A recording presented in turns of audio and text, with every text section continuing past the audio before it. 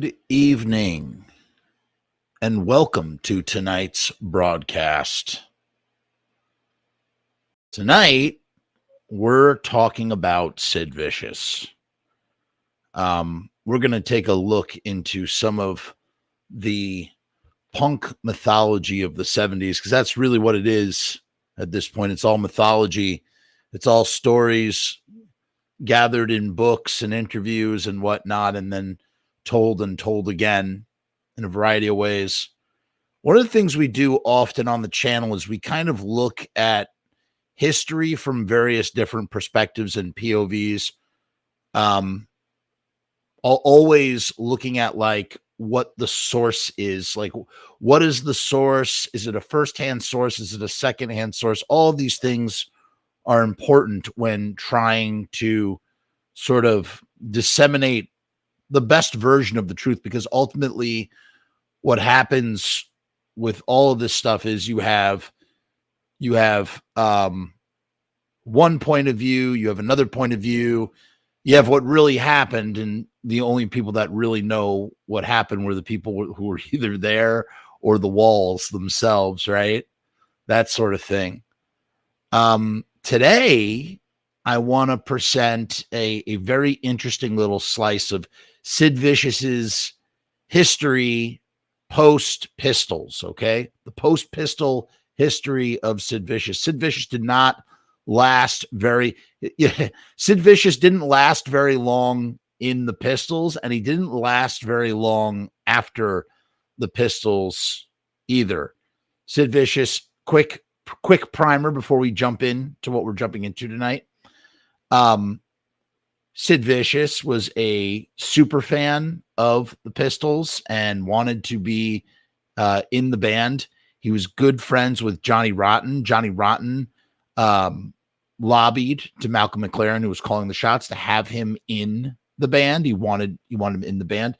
Initially, it was Sid who was supposed to be the lead singer of the Pistols, and Johnny Rotten, who was a part of a gang of 4 Johns, which included John Simon Ritchie, aka Sid Vicious, happened to be at the right place at the right time, and they went with John Lydon instead of John Simon Ritchie, although eventually John Simon Ritchie would find himself in the Pistols as Sid Vicious. Sid Vicious is known more for his outrageous exploits than he is for his musical contributions, of which there is very little. I think he only ever played a little bit of bass on Bodies. And the irony is that he gets 12.5% he gets half of a quarter share of the Sex Pistols, his family, his estate. And with Glenn Matlock taking the other half of the pie of the quarter share, 25. And then for some reason, those 2 quarter shares are split. For whatever reason, Sid Vicious's estate somehow gets like an eighth, if you will, of that pie, which is so strange to me, but whatever. I mean, Glenn Matlock was the guy who wrote all the songs, right? That's what was so weird about the whole situation. So Glenn Matlock was pushed out, though. Sid Vicious comes in. Sid Vicious is in from like March 77 all the way through, all the way through December of 77. And the band broke up. And by 78, the band broke up. The actual functioning band broke up, right? But a lesser and even more inferior version of the band limped on with Malcolm McLaren. He was making a rock documentary with Julian Temple called The Great Rock and Roll Swindle. And you had they were traveling, the Pistols traveled abroad, a bunch of places. Paul Cook, Steve Jones, and Sid were still technically in the band. Johnny Rotten had gone on to form PIL, Public Image Limited. Eventually that dissipated, kind of like, I guess, I don't know, like, it's weird because, you know, the Pistols kind of evaporated, but Sid was still benefiting from being on Virgin Records. He was still kind of like signed to them or something, and had affiliations with Malcolm McLaren, who had taken a lot of money from the Sex Pistols. He embezzled a lot of money. And at first, Sid and Nancy Spungen, his girlfriend / manager, they palled around Europe for a little while. They ran out of money. They landed themselves back in New York, where she started to book him at Max's Kansas City. Funny, he had done a one-off gig called Vicious White Kids with Glenn Matlock. He was the replacement who could not play, right? He could not really play the bass. And he had backing him his predecessor in the Pistols, Glenn Matlock, and some of his bandmates in a band called the Rich Kids. Glenn Matlock did okay. He did okay after the Pistols. He had a nice cushion, a gold parachute, as they say, in a sort of kind of way. So then they go back to New York, and they move into the Chelsea Hotel. They move into one room and they set it on fire, and then they move into a second room, and she's booking them at Max's Kansas City and assembling a variety of bands. You have Jerry Nolan is drumming, this guitarist, English guitarist Steve Noir. A bunch of different people are kind of backing. This is also around this time is when eventually Jerry would kind of find his way into Sid's circle, and had greater machinations for what either the Misfits could have been or a similar backing band for Sid. And obviously that never came to fruition. Jerry was there the night that Sid died. It's like another famous myth, but that's not the myth we're here to explore.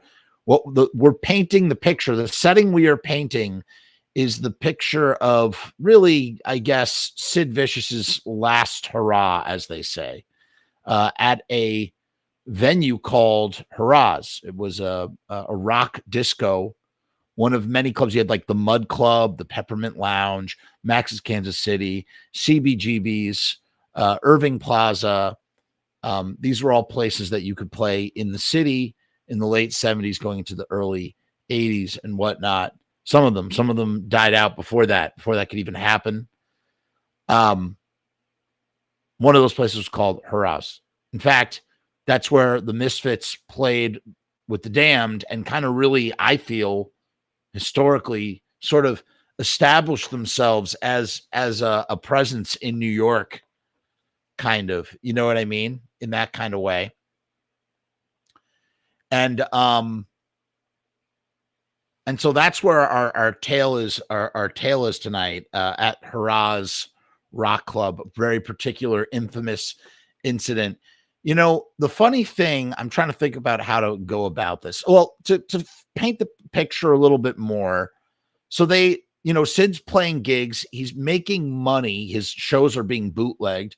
He's making some money, from these gigs. They used to call them, you used to have not a rent party. I guess maybe it was a rent party, like Johnny Thunders and the Heartbreakers, when they needed to make rent, they would do a weekend string of shows at Max's Kansas City. You could make good money. That was back when you could be a working musician and make enough money to live and pay your rent. Your occupation was literally to be a musician playing live music.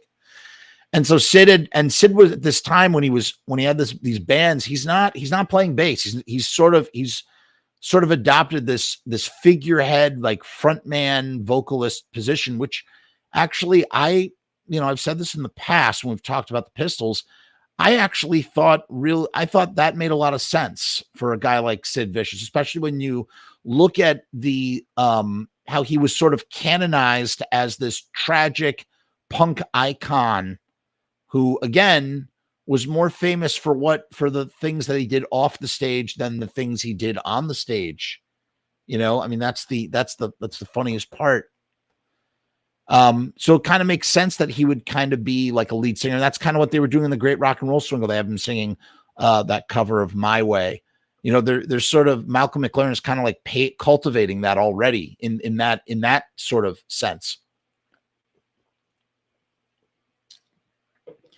Um, Eventually, Sid and Nancy would break up because Nancy died and she was murdered. And to this day, it has not been definitively ever said or figured out exactly who definitively 100% murdered Nancy. I think it's quite obvious. I want to save that. I don't want to talk about that. I don't want to talk about the death of Nancy because I feel like that deserves its own show. I feel like maybe we've even talked about it on here before. A little bit, not in as it relates to the Misfits or to what's it called, to the song Horror Business, of which Glenn wrote the song Horror Business about that incident. So let's skip over all that. Nancy is out of the picture, right? And we'll talk about that. We'll do a show. Who killed Nancy? It's obvious who killed Nancy, but whatever. We'll make a show out of it. We'll make a meal out of it. So Sid was arrested for Nancy's murder, and he was released on $50,000 bail, and he had to check in with the homicide. He couldn't leave New York. He had to check in with the homicide unit, and he had to check in with a methadone clinic. But he was allowed to just be out and about, and he started dating around December of 1978. So Nancy dies in October. Sid goes to jail, goes to Rikers. He gets out. He starts dating a few people. He's dating Connie Ramone, Dee Dee's ex-girlfriend, and he's dating this woman, I think her name is Michelle Robinson or something. She's an aspiring actress. And Anne Beverly, Sid's mom, she's around. She's in the picture. She's in New York too. And I guess Sid is kind of awaiting his trial, or he's awaiting, because he's going to be put on trial, right? And his bills are being covered by Virgin Records, the label of the Pistols. And Malcolm McLaren and Ann Beverly, they're shopping around for lawyers. And Malcolm McLaren is, once again, spearheading the publicity that this is generating. This was a shocking thing, the death of Nancy Spungen and the fact that Sid most likely killed Nancy. And it put a real stain on punk rock, which had become a household name as a result of the Sex Pistols internationally, right? And then suddenly it became very radioactive because it was associated with this tantalizing, horrific crime that had taken place at the Chelsea Hotel. And so Ann Beverly and Malcolm McLaren, they're shopping around for lawyers, right? They're looking for this whole thing. And Sid, he goes out for a night on the town, and that brings us to our story. Sid was, in some accounts, there are some accounts in this book that make Sid Vicious. This is what we're going to be reading a little bit from this. There are some accounts in this book that make Sid Vicious seem like, kind of like a naive, childlike, almost like a doe, if you will, innocent to an extent. And maybe he was, but he was also an incredibly violent, psychotic drug addict who was capable of great violence. Again, who killed Nancy? It's not a mystery, man. It's not a fucking mystery, especially after when you look at the story of what happens at Hurrah's Rock Disco. Hurrah's. And the reason why we're particularly taking a look at this event is because we have a point of view. We have a firsthand point of view that might give us a few more details than what we know about the incident. Here's what we overall know about the incident. Sid Vicious gets arrested for assault in Hurrah and in Hurrah's, and goes back to jail, where he's once again released on bail, this time for $10,000.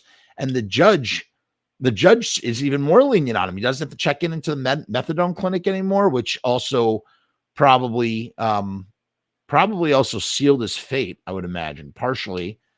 And he he just had to check in 3 times a week instead of 5 times a week at the homicide precinct or whatever. Kind of crazy. And he was just out. He was out again. He wasn't allowed to go to rock clubs anymore. So what happened at this rock club? Sid got into a fight with Todd Smith, Patti Smith's brother. Here's what happened. Here's what happened according to this book. For some reason, I thought that the story was a lot more in depth, a lot longer than it was. It's not. It's actually it's sort of a footnote. I'm gonna take off my glasses to read this. Look at this. This is how long I've had this book for 20 years. Look what I have from when I was an actual smoker, when I used to smoke. Remember these things? Wow. Isn't that crazy? $1 off 1 pack. Huh. This expired November 30th, 2004. How about that? Okay. So if you have a copy of PKM, feel free to read along with me. We're on page 352.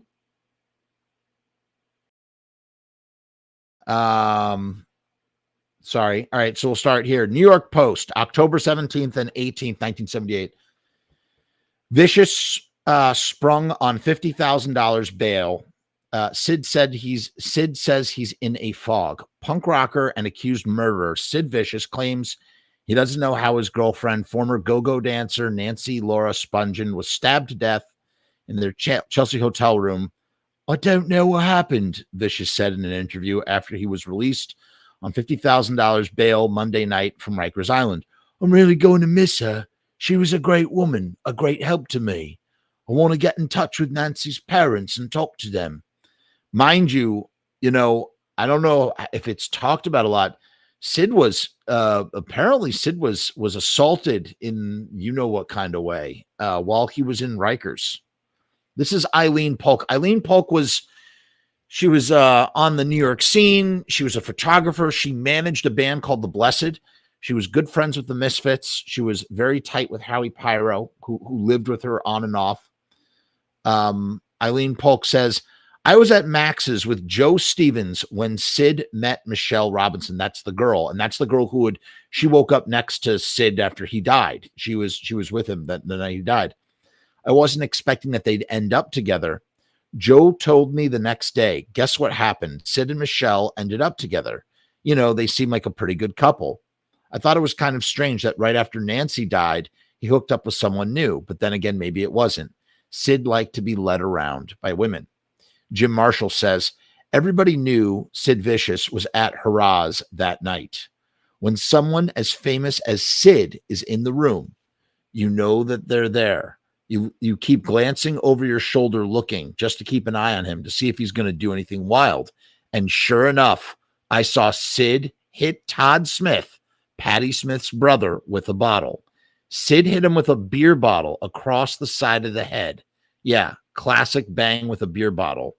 Some people carried Todd out. He was definitely bleeding, but he was on his feet. He wasn't out cold, so he couldn't have been that bad, but they took him to the hospital. So, this was like another very famous incident, what happened. But again, why are we covering it particularly tonight? Because I've stumbled upon a very interesting, different perspective of the same event. So we're looking at the event as it's presented in this book. While this isn't a definitive history, it's just a really great read. And, it's told by the people who were there and edited by Legs McNeil, who, I guess he's considered to be an authority on such things, coining the term punk and whatnot. Does that mean that it's 100% the truth? Of course not. Nothing is, but it's just interesting. And let's keep reading. Lenny Kay from the Patti Smith group. We were in Woodstock recording the last Patti Smith album when we got the call that Sid had slashed Toddy. We were pissed. We were all pissed off. Maybe there was a discussion of busting his head open. That's the gang mentality. Hey, you fuck with one of our guys, we're going to fuck you up. But we were a girls band. We didn't get into fights. Maybe we wanted to cook him dinner. No, only kidding. Todd went to the hospital. He wasn't there long. He was mortally wounded. His face was cut up. He got some stitches. But when things started to fall apart, you look at situations like Sid, as I'm sure the hippies must have looked at Altamont. Like Altamont, for those of you who don't know, the Altamont incident, the Rolling Stones played Altamont Speedway, and they hired the Hells Angels to be their bouncers. And I don't know how many people were killed. Some people were stabbed by Hells Angels bodyguards. It might have been one or two people. It supposedly happened when they took the stage and played, when the Stones played Sympathy for the Devil.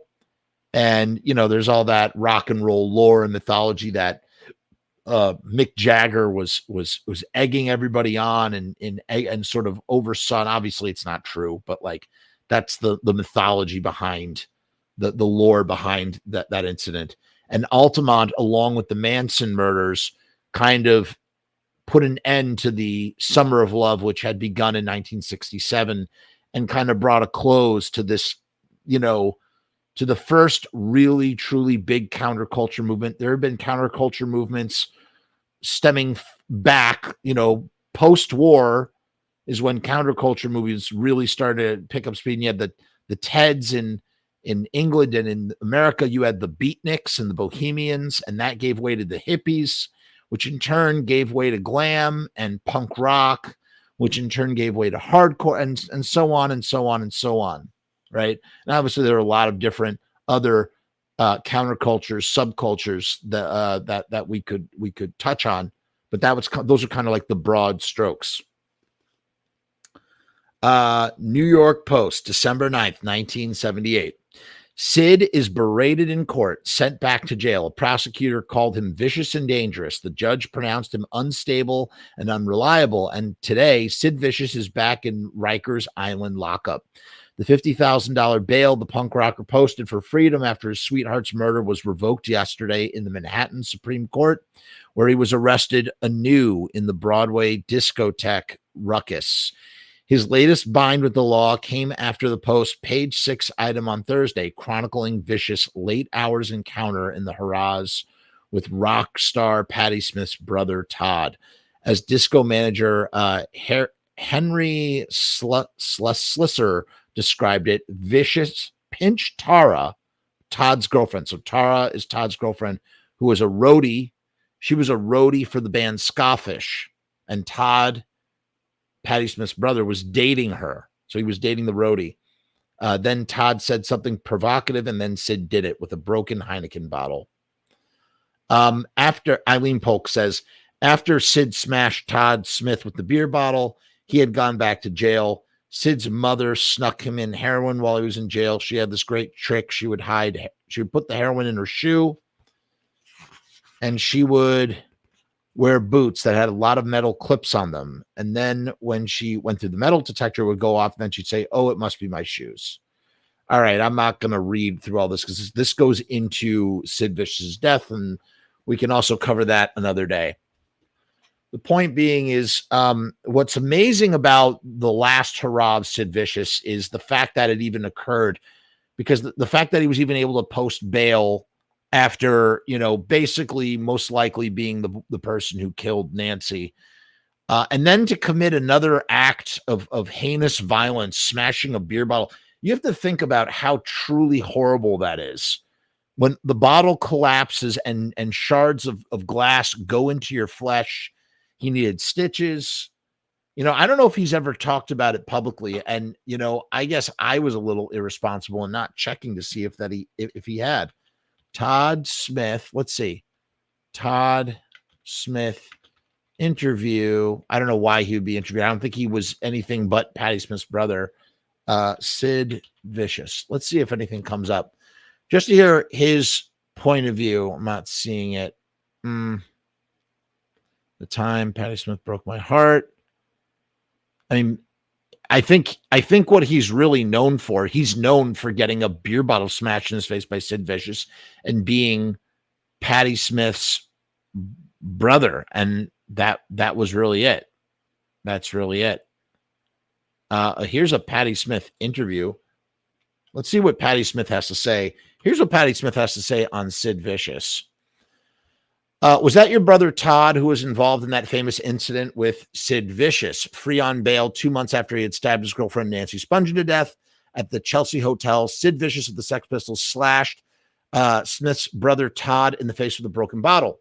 Patti Smith says, yes, that was actually quite frightening. My brother is a tough kid, but he's very pacifistic. He was a real peacemaker type of guy. I think Sid Vicious was just crazy. He just went crazy in this bar, and my brother almost lost his eye.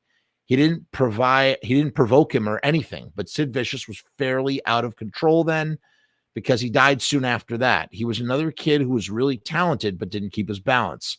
The whole story is tragic. Both of them, Sid and Nancy, had lost control, and it's sad. All right, so that's what she says. I personally I'm not a big fan of Patti Smith at all. You know, it's funny. I'm not a big fan of Patti Smith because I read this book and just everybody talks so much shit about her in this book. But that's not why. I also happen to know, or have it on good authority, that she is allegedly, I say allegedly, she is pretty, and despite the fact she has Lenny Kaye in her band, she's quite the anti-Semite from what I understand. From what I understand, let me underline that again. I do not know for a fact. We're going to go to a quick commercial break, and then we're going to go back to the main meat of the show. Let me tell you a little bit about Ride Stickers. If you need stickers, you go to Ride Stickers. You get 200 stickers for $69. Those are die cut stickers.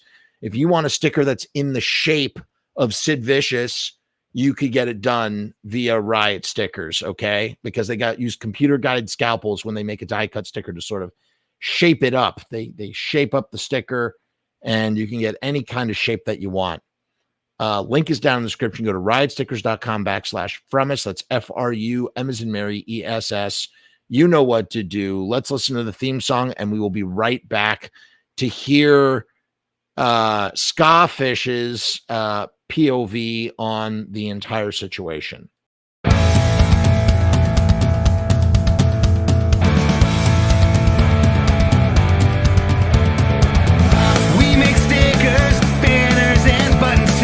Posters and promo cards, there's nothing we can't print for you. From stage backdrops to bass drum heads, we can print on shirts, we can print on hats, we can print on pants. Cheap prices and high quality, quick turnaround times and free shipping. We also offer free artwork support, great customer service, and so much more.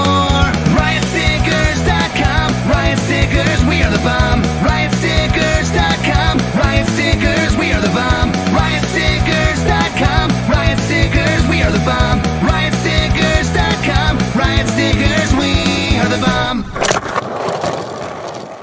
And that is a promise. Okay, so now we're here to dive in. So this is from the Skafish blog. Now, this is an old article. This is not new. This is not a new article, but I stumbled upon this and was like, wow, how have I never seen this before? This is interesting. Let's check it out. It's from the Skafish blog. You can see where I got the inspiration for the title of this video. It's posted by Skafish. And I got to tell you, I guess Skafish is a guy. I'm not overly even familiar with Skafish. I should have, again, done this before I even came on. Skafish seems to be a guy. No, it's a band formed by Jim Skafish. So I'm gonna hope or assume that Jim Skafish is the one that's writing this, okay? And yeah, I don't know. They were around from 76 to 85, and they were playing at Hurrah's that night when this all went down. So you're hearing a POV. This is a firsthand, and this is what I love about diving into history like this. This is an eyewitness firsthand account of that evening and what happened. So Patti Smith, everything she said, she's repeating what her brother said, or what Lenny Kaye was repeating what was said. Eileen Polk was not there. This is an eyewitness account, and it was posted originally on January 25th, 2011 from the Skafish blog. I should put that link to this down in the description.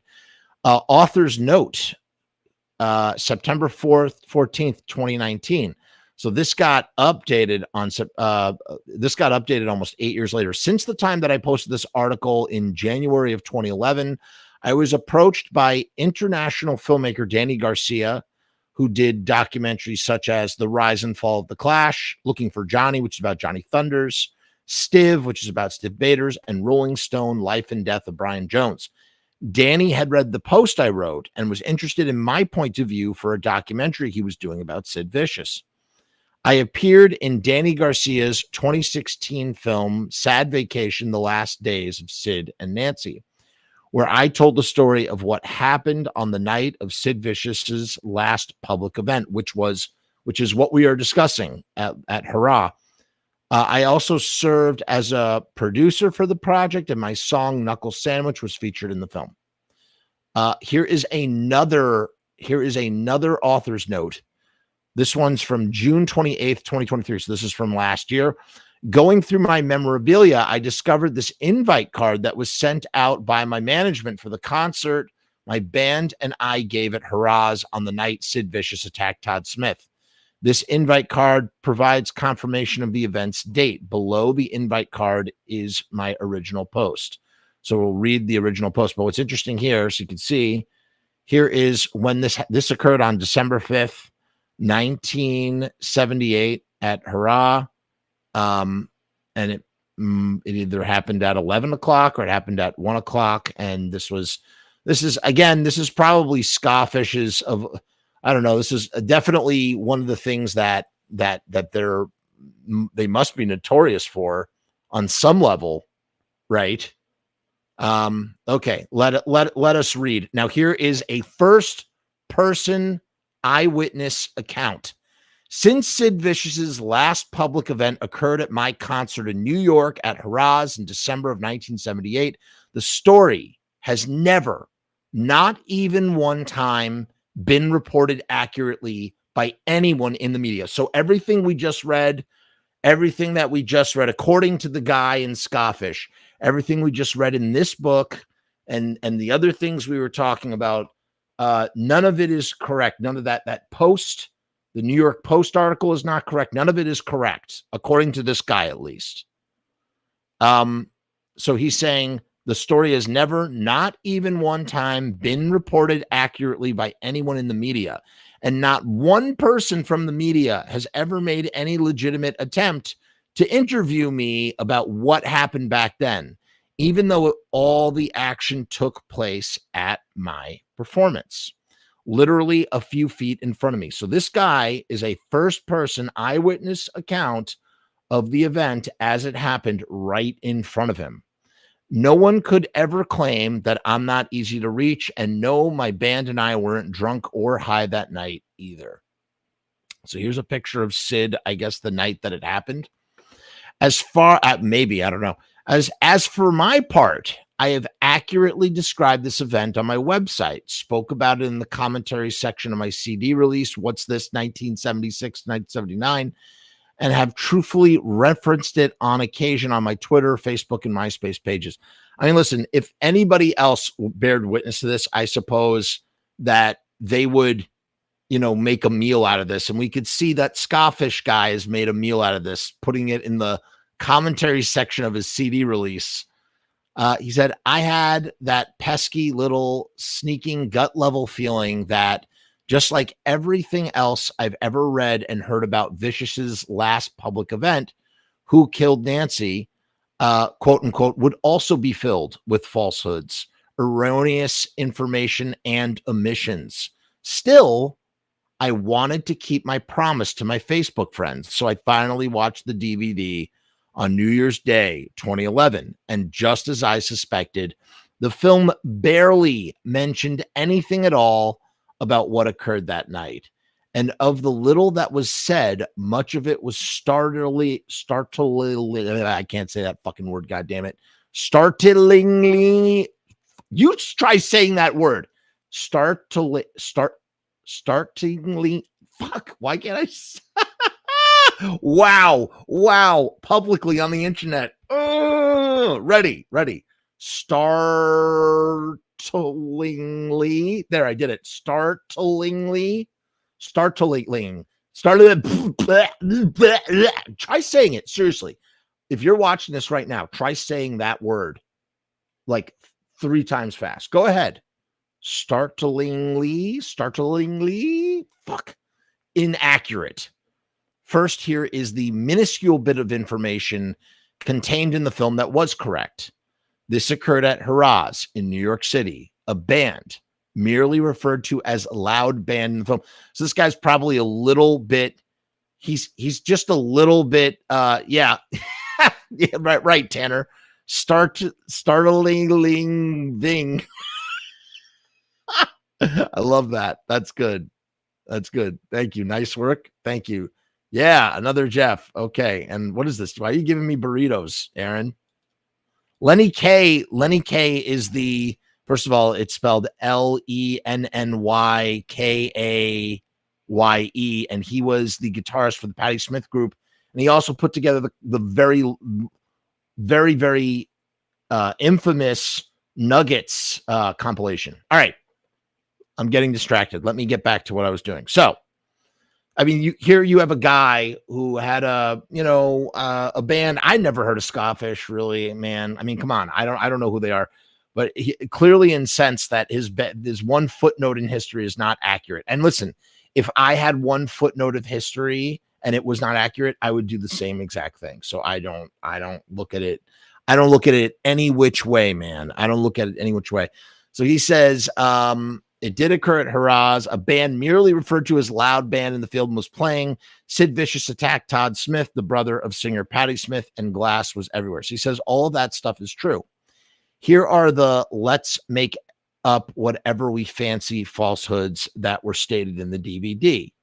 Todd Smith was referred to as some drunk moron who deserved to be attacked. It was erroneously claimed that Sid was dragged out of the club by his buddies. Now, for us who care about that old dinosaur, the truth, first, Todd Smith was absolutely not drunk that night. Of course, he didn't deserve to be attacked and was hardly just some drunk moron. He was unassumingly doing his job, which was to watch the stage so that he could help out in case any equipment malfunctioned or anything else went wrong at my show. Todd was his sister's, the legendary Patti Smith's, road manager. I mean, honestly, I know I'm probably going to get some shit for this, but like, fuck Patti Smith, like whatever, like Patti Smith. I never into Patti Smith, man. I don't know. Sorry. I know we're not supposed to talk negative about people on here, but like, whatever, dude. She's just so, she sucks, man. I'm sorry. The coolest thing. I better not say it. I'm not going to say it. I don't want to, whatever. So, okay. So Todd was the road manager for the Patti Smith group. He was only working the Skafish show that night as a favor to us since Patti was not on tour at that time. So there is no mention at this point, and maybe there will be, and I need to read ahead. There's no mention of his girlfriend, Tara, whatever the hell her name is. Secondly, Sid was not dragged out of the club by his friends or anyone else. But by then, Skafish road manager Jimmy Sones. At the time, Sid Vicious was out on bail for the alleged murder of his girlfriend, Nancy Spungen, on October 12th, but I think it was October 11th, 1978. He specifically came to Hurrah's to see Skafish play, even though in the movie, the actual name of my band was not mentioned, not even one time. Really annoyed by that. He is. You could tell.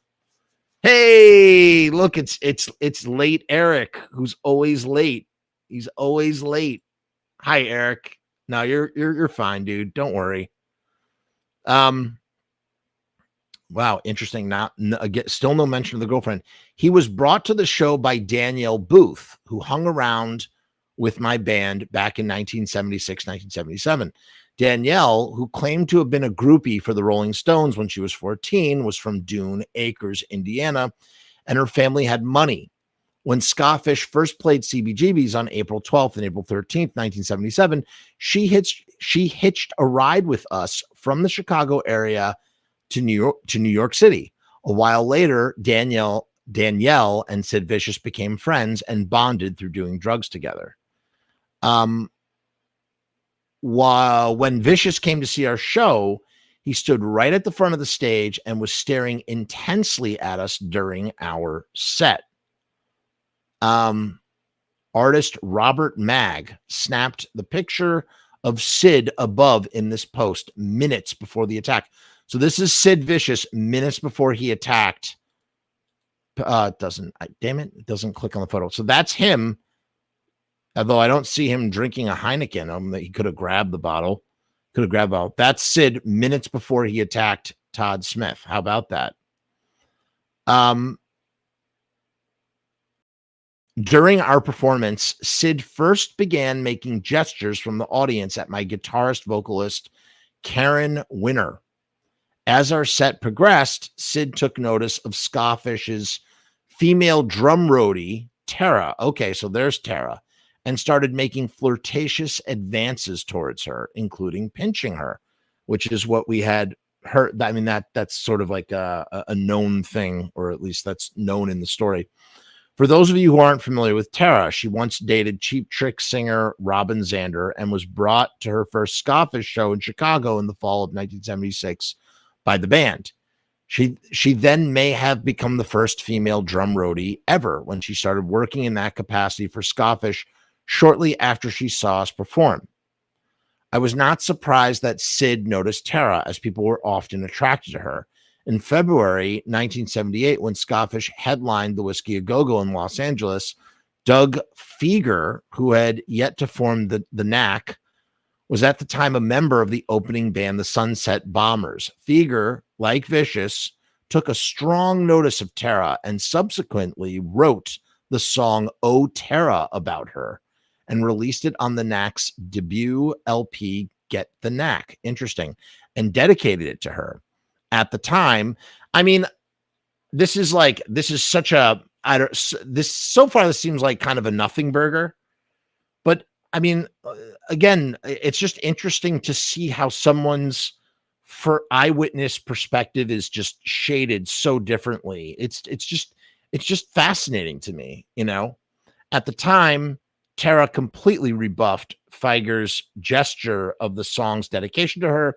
And in the same way, she was not the least bit interested in Sid's flirtatious advances either.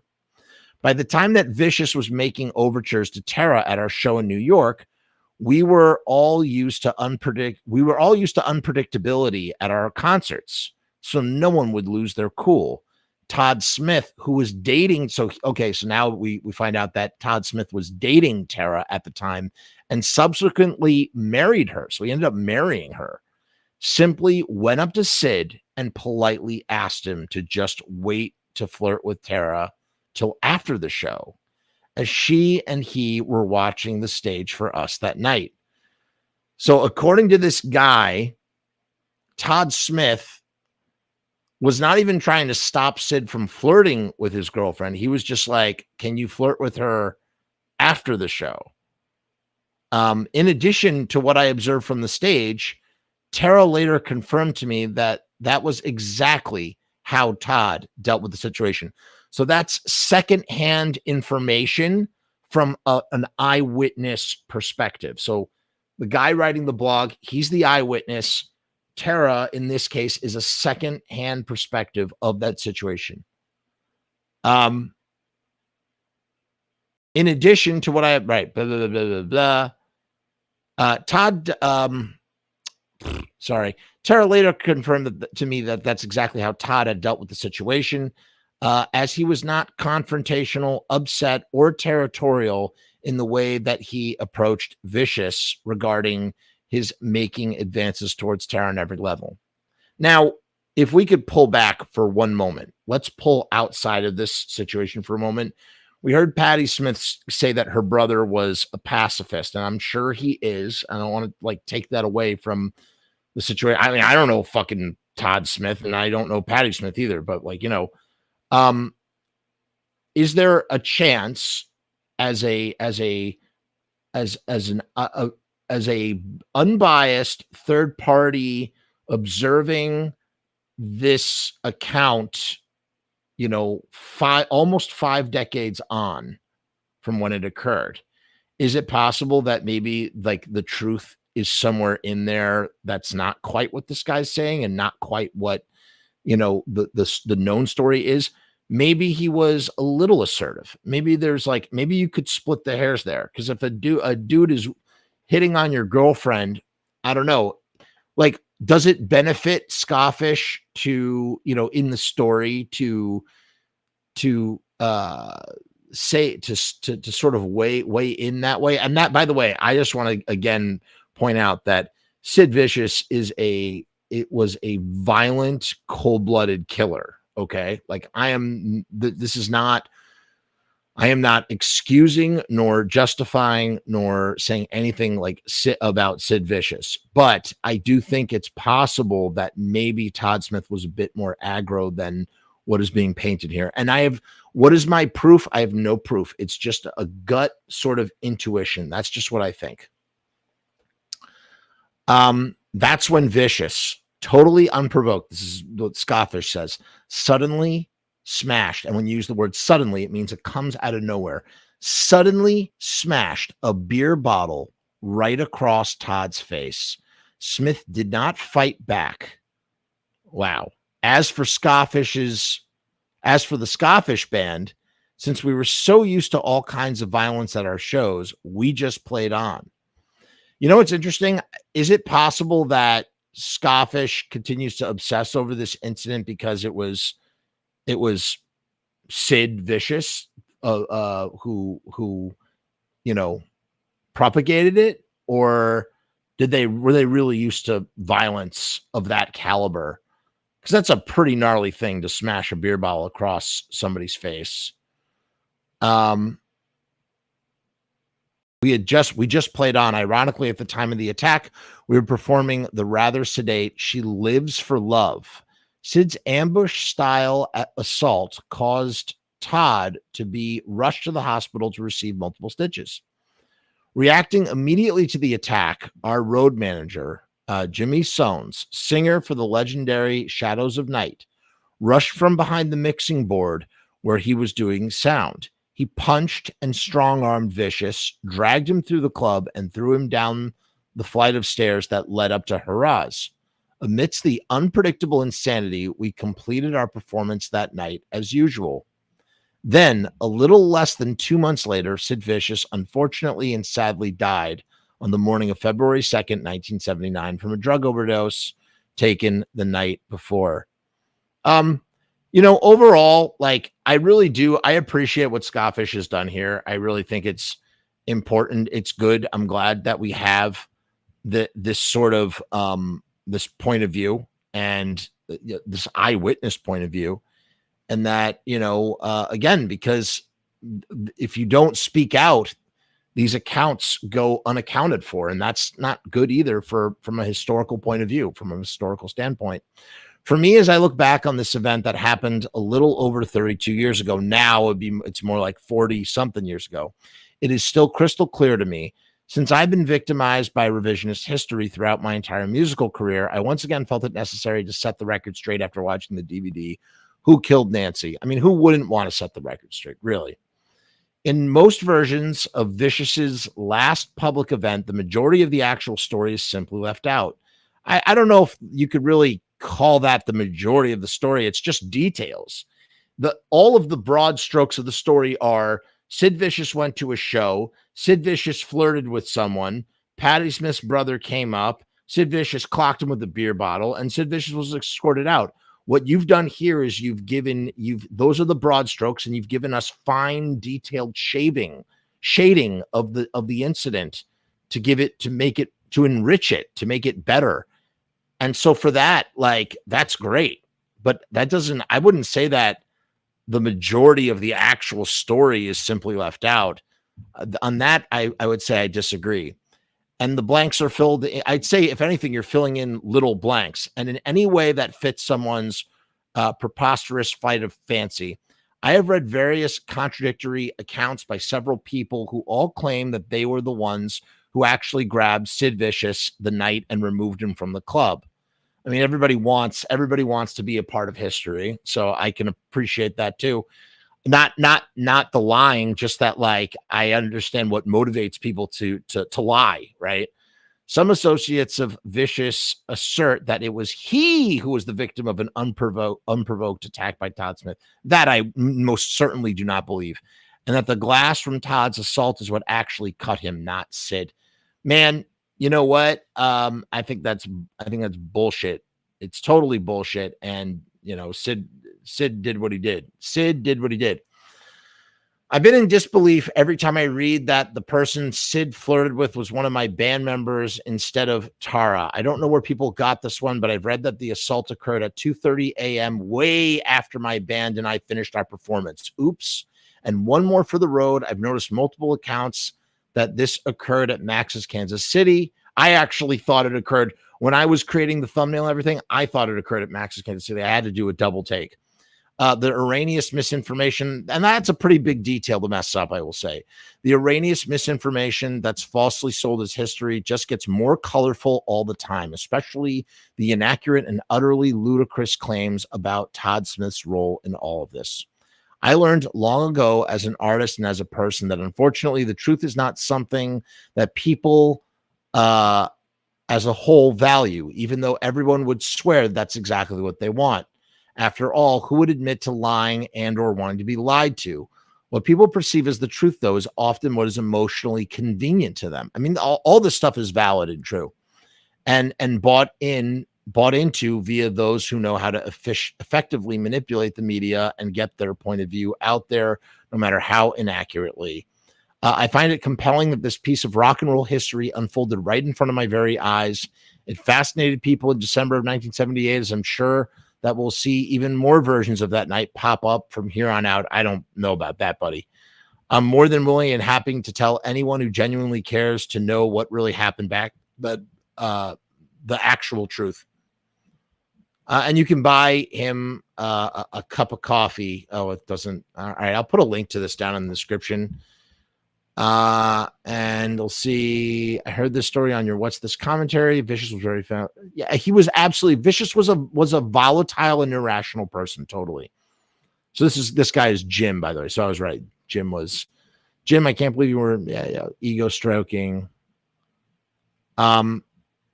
It's a cool blog post. I'm glad. I'm really glad that he did post it. And again, I appreciate stuff like this. So that is the full detailed tale of Sid Vicious's last public outing before he would go back into jail and come out again. Well, no, he did come out again, but he not in a public kind of way. And we know what happened with Jerry Only and Howie Pyro and Eileen Polk and all that.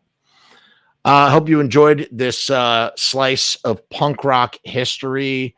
We'll do more. We'll talk about who killed Nancy and Sid Vicious's death and whatnot another time. I feel like those things have been done to death. This is a story that I feel like is not talked about enough, and it's not a big story to begin with, but whatever. It's still interesting to hear.